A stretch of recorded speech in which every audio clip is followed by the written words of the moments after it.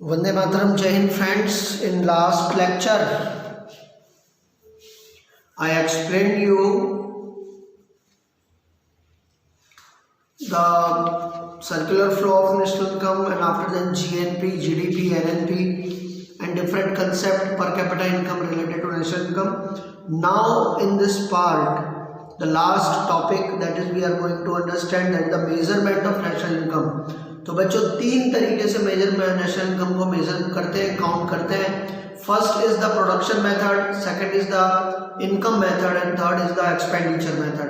अब सीधी बात है, तीनों का कैलकुलेशन टैली सेम ही आएगी क्योंकि जो प्रोडक्शन होगा बराबर है वही जो है लोग कंज्यूम करेंगे, यानी कि उसके ऊपर अपना खर्चा करेंगे और खर्चा उतना करेंगे जितना उनकी इनकम होगी, बराबर है. और जो इनकम होगी वही एक्सपेंडिचर होगा. तो यानी कि इन तीनों का जो कैलकुलेशन है इट शुड बिकम सेम, बराबर है. वो अलग अलग आएगा नहीं, it will become same. So let's start with production method. यहाँ से शुरुआत करते हैं. This method of calculating national income has been developed from the definition given by the Marshall that we know. Earlier we studied this. The sum of monetary value of the finished goods or services produced in agriculture, industries and service sector. The sum of monetary value of goods and services in the national income. Okay, we find the production in agriculture, industry, service sector and multiply the market value. So whatever value we got, that is the production method value counting national income.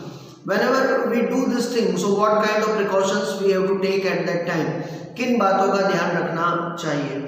So first thing is that classification of economy in different sector. अलग अलग sector में से कुछ छूट नहीं जाए उसका ध्यान रखना चाहिए.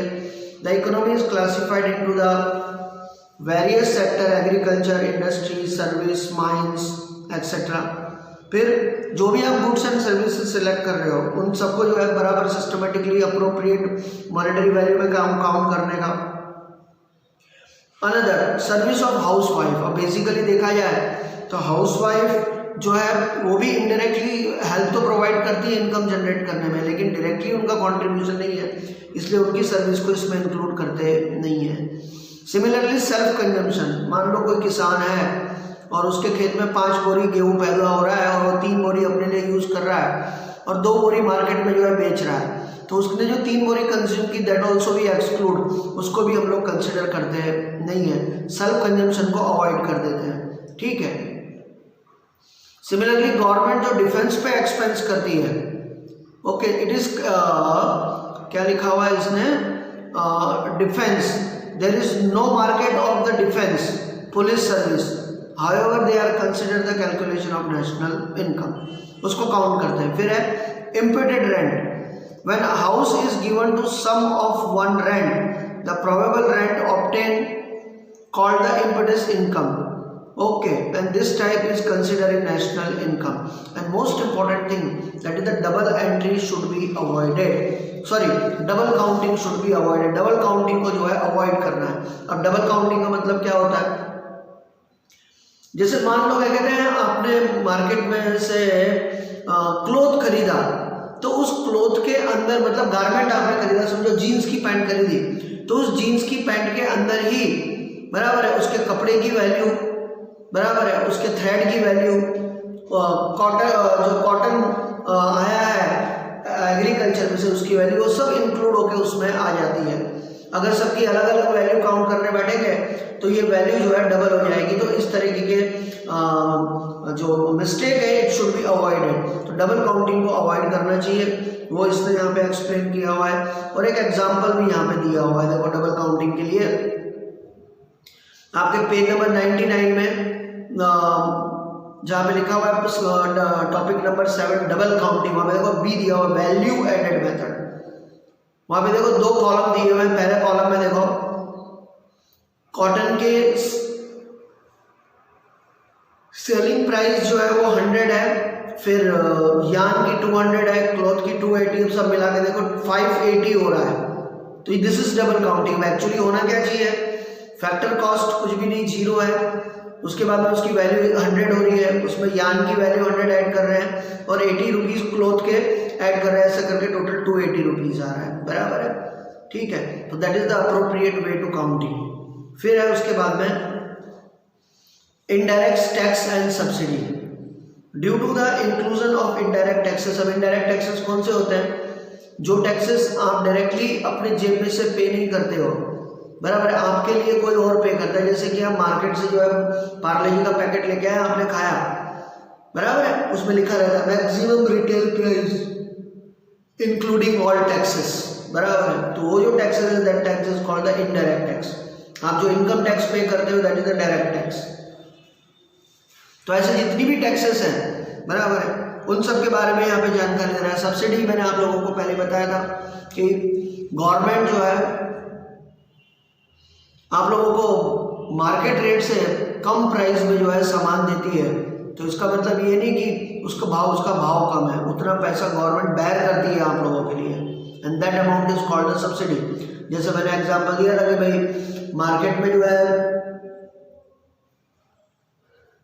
शुगर 35 रुपीज़ के जी बिक रही है, लेकिन राशन शॉप में वही शुगर 25 रुपीज़ के जी बिकती है, तो 10 रुपीज़ कम कैसे दिया जा रहा है? तो 10 रुपीज़ जो है वो गवर्नमेंट जो है वो दुकान वाले को जो है आपके बिहाफ पर पे करती है और उसके लिए वो आपको 25 रुपये का सामान देता है। सेम थिंग गैस के सिलेंडर में भी होता है। So all that things are include in subsidy. ये सब चीज़ें सब्सिडी में इंक्लूड होती हैं, ठीक है। तो subsidy is one kind of expense of the government. तो उसका जो बेनिफिट है वो यहाँ पे ऐड करते नहीं है, गवर्नमेंट के एक्सपेंडिचर में उसे ऐड करते हैं। Due to the inclusion of the indirect taxes the market value of goods and direct taxes is deducted to find the national income and the subsidy given by the government is added। फिर है resale. Resale की भी कोई भी चीज़ होगी उसकी value add नहीं करते, क्योंकि ऑलरेडी उसकी वैल्यू तब ऐड कर ली गई थी जब उसको ओरिजिनली बेचा गया था, नहीं तो फिर वो डबल काउंटिंग में आ जाएगा। डेप्रिसिएशन डिडक्ट करना चाहिए। तो ये सब चीज़ें जो है एक्सपोर्ट की वैल्यू ऐड करते हैं, बराबर है। इलीगल जो भी गुड्स है, स्मगलिंग का सामान, उसको जो है इसमें कैलकुलेट किया जाता नहीं है, क्योंकि उसकी कोई ऑथेंटिक वैल्यू काउंट होती नहीं है। दूसरा है इनकम मेथड। अब इनकम मेथड में भी यही सब बातें हैं कि भाई जो भी इनकम जनरेट हो रही है उसके ऊपर नेशनल इनकम काउंट किया जाता है, यानी कि रेंट, इंटरेस्ट, वेज और प्रॉफिट के ऊपर। ये कंसेप्ट पीगू ने दिया है। इंपॉर्टेंट फैक्टर्स इसके अंदर count of the income of factor, okay. इसमें income of rent, income of interest, income of wage, income of profit, that all things are included. फिर income which are not consider, किन चीज़ों को avoid करते हैं income method में? तो यहाँ पे बोल रहे हैं the method of income for calculating national income, the income generated by the way of gift. आपको किसी ने जो है मैरिज है और आपको चांदा किया है, तो that is not include in that, क्योंकि वो each and every time it is not going to generate. Some reward you get somewhere, you prize got, you get tips, okay. किसी ने कुछ चोरी कर ली तो हर बार तो उसको थोड़ी ना हम इंक्लूड करेंगे भाई, okay. Unemployment allowances which is given by the government, that is also not include in that, क्योंकि that is not income. Similarly आपको लॉटरी लग गई है तो हर बार लॉटरी नहीं लगती, तो ऐसी इनकम को भी हम लोग इंक्लूड करते नहीं है, okay. Etcetera are not consider in the national income. क्या क्या हम लोग डिडक्ट करते हैं? जो whatever subsidy given by the government that we deduct. Net foreign income is added, means import and export. फिर income generated as a commission और brokerage sale of consumable goods, that we include, okay. Those income which show flow of production of the goods and services of economy which increase the monetary value of goods in economy, that is considered, मतलब उसको जो include करते हैं, okay. The income of the second hand goods is not considered, वो भी हम इसमें include करते नहीं हैं। फिर next and last that is your expenditure method. अब ये जो मेथड है बच्चों, एक्सपेंडिचर मेथड, इसके अंदर जो है जो भी खर्चे हैं, बराबर है, उन सबको इसमें इंक्लूड किया जाता है, चाहे वो इंडिविजुअल के हो, चाहे वो फैमिली के हो, चाहे वो गवर्नमेंट के हो, that everything is include in it, okay. कौन कौन से? पहले तो कंजम्पशन एक्सपेंडिचर है, जिसके अंदर आप जो है अपने डेली लाइफ के लिए जो भी सामान परचेज करते हो, बराबर, स्कूटर है, टीवी है, बराबर, इन सब चीज़ों को इसमें इंक्लूड किया जाता है। इसमें एक चीज़ और एक्सप्लेन कर रहा है, perishable goods like fruits, vegetable, services like education, medical treatment, transport and communication, all these are included. Investment expenditure, it is the expenditure incurred on the building, factory, plant, machinery, that is also included. Government expenditure, okay, expenditure of the central government, state government, local body, that is included. Net export expenditure means whatever export is done by that is also included. So you can say like this way, the total national income equal to consumption expenditure plus investment expenditure plus government expenditure plus net export expenditure. Okay, expenditure not considered in national income. किन किन खर्चों को इसमें include करते नहीं है?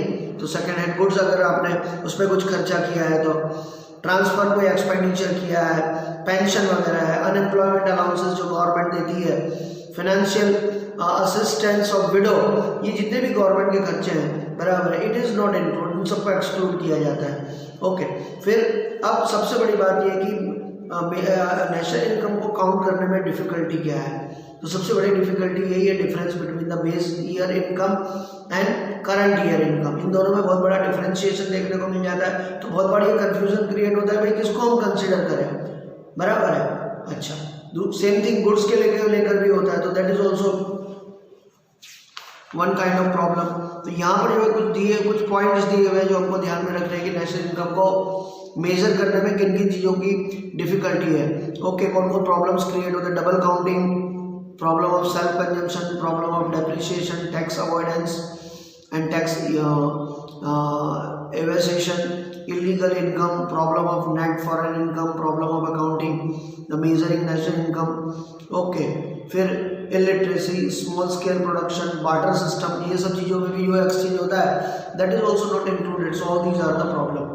फिर monetary income and real income, ये बहुत इंपॉर्टेंट कंसेप्ट है. मॉनेटरी इनकम वो होती है जो आपको ओवर मिलती है. समझो आपने 5,000 रुपये आपकी कमाई है, तो that is your monetary income. और रियल इनकम क्या है? आपने उसमें से 2,000 रुपये खर्च कर दिए, 3,000 रुपये आपके हाथ में है, liquidation is that much, that is called the real income, बराबर है. और रियल इनकम को हम लोग बेस ईयर इनकम भी बोलते हैं, बिकॉज वो एक्सपेंडिचर के ऊपर डिटरमाइन करते हैं. Okay, and different other points are given in your text that you read, and here this chapter is over. यहाँ पे हम लोगों ने इसको कंप्लीट किया है. इसके बाद में अगला जो चैप्टर है that is the budget, that we will going to start from next lecture. Okay, bye, see you all of you, take care and do a appropriate and proper study at your home and take care. Bye, see you all of you.